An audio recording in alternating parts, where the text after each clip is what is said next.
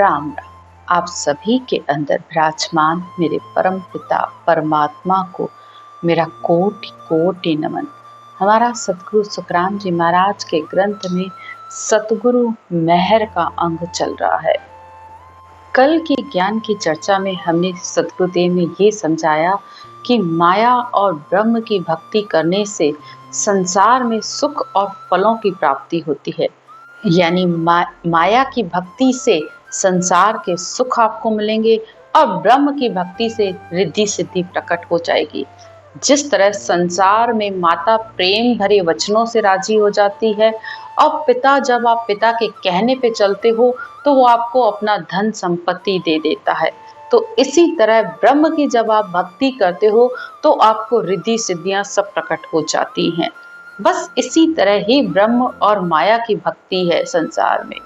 और ये रीत आज की नहीं है, आदि अनादि से जब से सृष्टि की उत्पत्ति हुई है तब से ये रीत है कि सब माया और ब्रह्म की भक्ति करते हैं।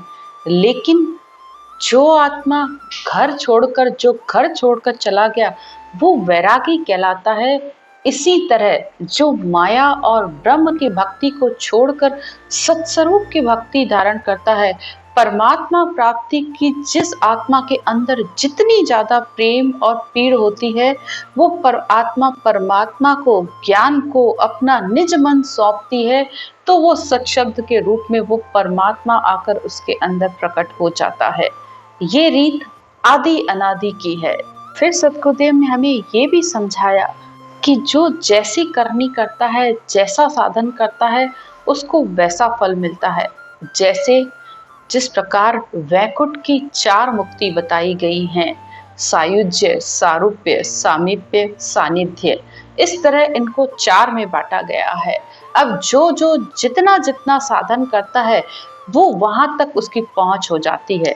इसको इस तरीके से भी आप समझे कि जैसे कोई वैकुंठ के दरवाजे तक पहुंचा, कोई उस वैकुंठ यानी भगवान शिव की सभा में पहुंचा, कोई भगवान विष्णु के करीब बैठा और कोई खुद भगवान विष्णु का स्वरूप हो गया।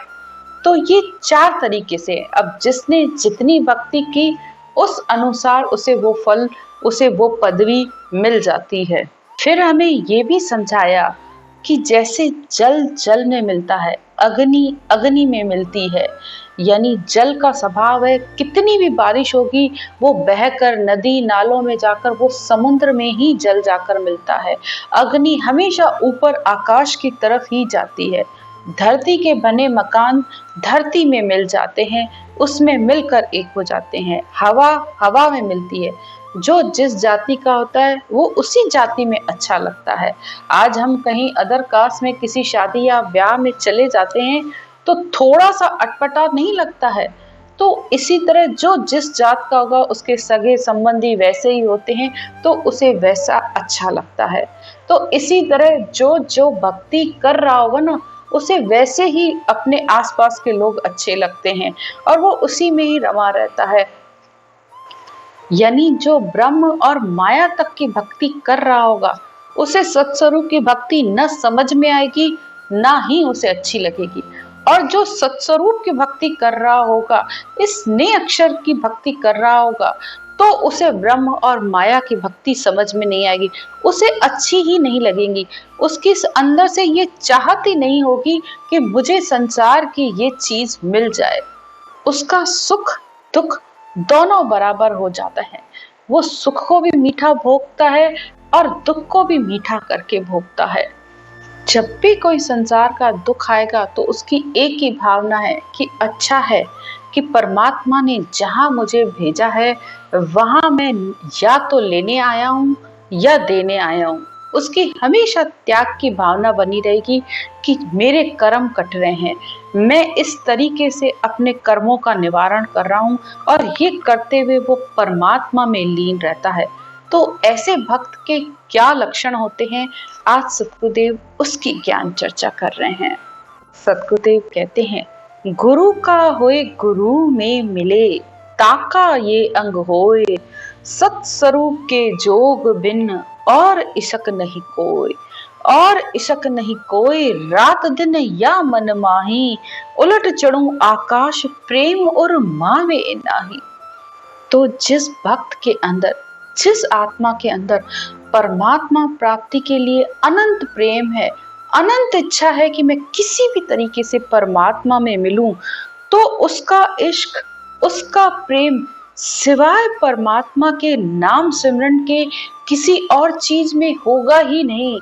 रात दिन उसको बस एक ही लगन लगी रहती है कि मैं इस सिमरन से श्वास पर श्वास में रटना करके उलटकर उस गगन मंडल में चढ़ूं, उस आकाश में जो वो शब्द धुन अखंड रूप में बज रही है, बस ये आत्मा हर समय उसके साथ रमी रहे। एक ही जैसे संसार में स्त्री का प्रेम सिवाय अपने पति के किसी से नहीं होता, इसी तरह इस आत्मा रूपी स्त्री का प्रेम इस शब्द धुन से होता है। सिवाय सत्स्वरूप की प्राप्ति के इच्छा के उसके अंदर दूसरी कोई इच्छा नहीं होती है। फिर सदगुरुदेव कहते, सुखराम हेत या रीज सो, कल बिन पड़े न मोए, गुरु का होए गुरु में मिले, ताका ये अंग होए। तो गुरु का होकर यानी ज्ञान को लेकर, ज्ञान की शरण लेकर और ज्ञान के द्वारा ही ये आत्मा उस सत्शब्द से मिल सकती है, यानी इसी भेद और विधि से उसके साथ मिल सकती है, और इसी से ही परमात्मा रीझता है, यानी वो परमात्मा प्रसन्न होता है, और उसका प्रेम इस रटना से, सिमरन से, और ये जो धुन हर समय उसके सिर के ऊपर बज रही है, बस रात दिन उससे उसका प्रेम लगा रहता है और वो रात दिन इसका आनंद लेता रहता है। ये है भक्ति करने वाली आत्मा के लक्षण। आगे और लक्षण बताते हुए सतगुरुदेव कहते हैं, सतगुरु के अंग शिष्य चले और न माने ज्ञान। सिवाय सतगुरु के अंग, अंग यानी उनके बताए ज्ञान के अनुसार चलता है, उनके बताए ज्ञान के अनुसार विधि से, भेद से सिमरन करता है और किसी बात को नहीं मानता। सर्व ज्ञान इनका किया, क्या मैं धरूं सुध्यान। सारा ज्ञान परमात्मा का बनाया हुआ है और परमात्मा के बनाए इस ज्ञान के अलावा किसका ध्यान धरेगी आत्मा। जब ऐसी बुद्धि, ऐसी मति होती है ना, तब वो सतगुरु का अंग बनता है, तब वो आत्मा गुरु पद की वासी होती है, यानी परमात्मा के देश में मिलती है। क्या मैं धरूं सुध्यान बुध ऐसी जब आवे, सो हंस गुरु को होए सोजियो पत संभावे। बिल्कुल पक्के विश्वास के साथ कि वो परमात्मा जरूर मुझ में मिलाएगा, और इसी विश्वास के साथ वो रात दिन सिमरन में लगी रहती है। सुखराम कहे सत स्वरूप की, तब कृपा हुए आन, सतगुरु के अंग शिष्य चले और न माने ज्ञान। तो बताइए, किसी और चीज की जरूरत है सिवाय ज्ञान के? यहाँ कोई दूसरी बात हो रही है? ज्ञान यानी ये अणभय ज्ञान, और जब विधि और भेद से सिमरन किया जाता है तो अंतर में अनुभव होते हैं, बाहर कुछ भी नहीं है। तो ये है सतगुरु के बताए ज्ञान के अनुसार चलना। जब उनके भेद और विधि से चलेंगे तभी तो उस सत्शब्द अंतर में आ पाएगा, और वो आ गया तो हो गई आपके ऊपर सतगुरु की कृपा और दया। अब आपको थोड़ी कुछ करना है, अब इसका बिड़द है। जो अंतर में ये शब्द धुन प्रकट हुई है, अब इसका बिड़द है कि ये आपको आगे ले जाए। जिस तरह जब किसी लड़की की शादी करके जब वो पति के घर में आती है तो पति की जिम्मेदारी हो जाती है, उसका भरण पोषण, उसका रहन सहन, सब कुछ उसकी जिम्मेदारी हो जाती है। तो वो जितना अच्छे से रखता है तो संसार में वाहवाही किसकी होती है कि भाई ये एक अच्छे घर में लड़की गई है, इसका पति अच्छा कमाता है, तो ये इतने अच्छे से रहन सहन, इसका ओढ़ना पहनना है। तो किसकी तारीफ हो रही है? पति की। इसी तरह इस ज्ञान को भी समझिए कि जब आप ज्ञान के कहे अनुसार चलेंगे, ज्ञान के अनुसार आपकी उठक बैठक होगी, यानी श्वास प्रश्वास में इस सिमरन को करते रहेंगे और अंतर में जो सत्शब्द जागृत हुआ है उसका संग जैसे जैसे करेंगे उतना उतना करीब परमात्मा के पहुंचते जाएंगे और आपके सारे अंग लक्षण अपने आप बनते जाएंगे। तो ये आत्मा परमात्मा की है और परमात्मा ही आकर उसको संभालता है। लेकिन आप ये सोच के भी मत बैठ जाना कि मैंने गुरु का शरणा ले लिया, मैंने नाम ले लिया, मैंने दीक्षा ले ली, अब मैं अपने आप पहुंच जाऊंगा, वो परमात्मा मेरी संभाल कर लेगा। लेकिन संसार में जब तक आप कुछ करते नहीं हो मेहनत, तब तक कुछ नहीं मिलता है। किचन में भी जाएंगे ना, जब खाना बनाएंगे तब उस खाने को खाएंगे, तब ये पेट भरता है। और बाहर पुरुष कमाएगा, मेहनत करेगा, तब ही तो वो धन ला पाएगा। इसी तरह मेहनत यानी कर्म तो करना जरूरी है, फिर फल उस परमात्मा पर छोड़ दो। निस्वार्थ होकर भक्ति करो, निज मन सौंप कर भक्ति करो, तो परमात्मा हाजिर है। अगर आपने अपने और परमात्मा के बीच में कोई भी स्वार्थ रखा है, थोड़ा सा भी अंतर है, तो फिर ये रीत नहीं बनेगी, ना ही वो परमात्मा आप पर प्रसन्न होने वाला है। सद्गुरुदेव कहते हैं, केश बराबर आंत रो, जे हंस राखे कोय, तो या कृपा ना बने, ऐसी कुदरत होए। तो आपके और परमात्मा के बीच में एक बाल के बराबर भी दूरी नहीं होनी चाहिए, इतना भी अंतर नहीं होना चाहिए। यानी आपके भजन सुमरन में जरा से भी कसर नहीं होनी चाहिए। पूर्ण समर्पण करके भक्ति करो, पूरी तरह अपना निज मन इस आत्मा को पूरी तरह समर्पित करके परमात्मा के चरणों में इस ज्ञान की शरण लेके भक्ति करोगे तो वो उसका मन राजी हो जाएगा। ऐसी कुदरत होए निज मन माने नाही, कपट लिया आधीन ताए घर जावे नाही। तो जिसने कपट कर रखा है अंदर में, कपट सिर्फ बाहर का नहीं होता है कि कोई लोभ है, कोई लालच है, कोई इच्छा है, कोई वासना है, ये कपट तो होता ही होता है। लेकिन सबसे बड़ा कपट आपको पता है क्या है? कि ये मेरा गुरु है, ये मुझे पहुंचा देगा। भाई सतगुरु तो सुखराम जी महाराज है, हाँ ज्ञान का औदाधारी सतगुरु सुखराम जी महाराज है, लेकिन हमें समय का भी गुरु चाहिए। अभी भी तो जो बता रहा है उसको गुरु की पदवी है। अगर वो हमें नहीं बताता तो हम कैसे यहाँ तक पहुंच पाते। लेकिन सतगुरुदेव एक जगह कहते हैं कि रास्ता भटक गए, रास्ता बताने वाले को जिस तरह धन्यवाद कहा जाता है, वो धन्यवाद का पात्र है जो आपको इस ज्ञान को बता रहा है। लेकिन वो गुरु नहीं हो सकता, गुरु ज्ञान होता है, सतगुरु सत शब्द है, उसी से ही ये आत्मा परमात्मा में मिलेगी।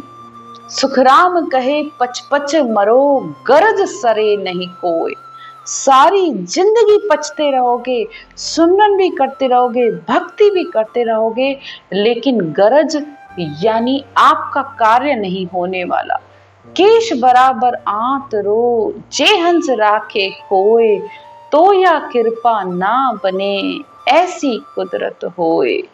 तो जो कपट रखकर भक्ति करते हैं उस पर परमात्मा का निज मन राजी कभी भी नहीं होता है। यानी ये नए अक्षर, ये सत्शब्द नहीं आता है, चाहे कितनी मेहनत करो तब भी उस आत्मा का कार्य नहीं होता है।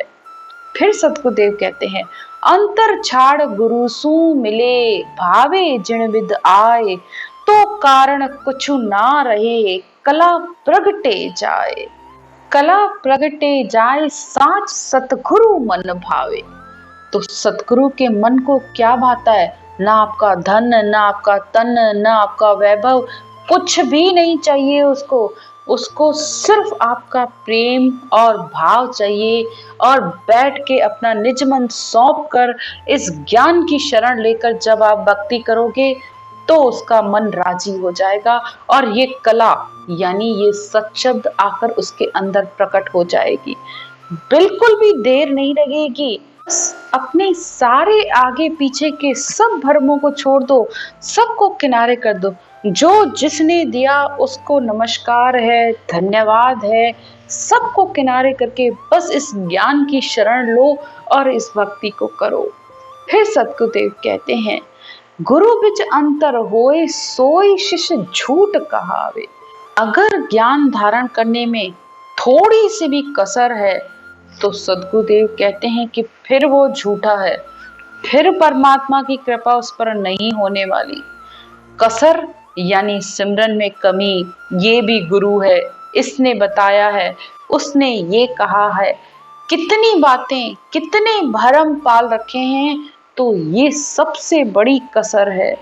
तो इस कसर की वजह से भी वो तुम्हें अनुभव में नहीं आएगा। सुखराम कहे सतगुरु मिल्या, नाम प्रगटे माए, अंतर छाड़ गुरु सो मिले, भावे जिण विद आए। किसी भी तरीके से जैसे चाहो बस इस सदगुरु विधि को धारण करो और अंतर मन अपना परमात्मा को दे दो, ज्ञान की शरण ले लो, तो वो परमात्मा सत शब्द के रूप में तुम्हारे अंदर आकर प्रकट हो जाएगा। तो ये हैं भक्ति के लक्षण, ये हैं एक भक्त के लक्षण। जब ये लक्षण होंगे तो वो परमात्मा आपको अपने परम पद में मिलाने के लिए खुद इस शब्द धुन के रूप में आ जाएगा। आज की चर्चा यहीं तक। राम राम।